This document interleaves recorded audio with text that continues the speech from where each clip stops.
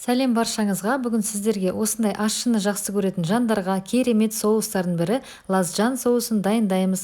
Ыстық тағамдар мен мантыға қосып жесеңіз, тәбетіңізді одан әрі ашады.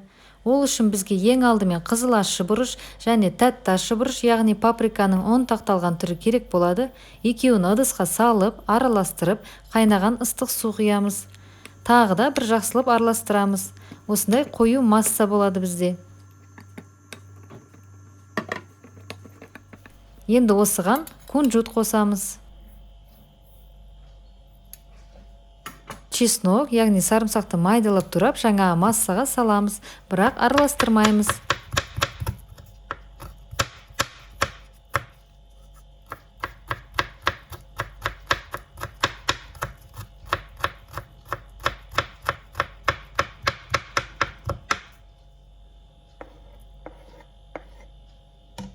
Одан соң петрушка, яғни ақжелкен шөбін майдалап турап қосамыз. Енді табамызға май құйып, қосар алдында осы көрсеткендей лавр, бадьян және ащы бұрыш, жасыл пиязды саламыз. Енді отты қосып, майымызды қыздырамыз. 1 минут шамасында ұстаймыз.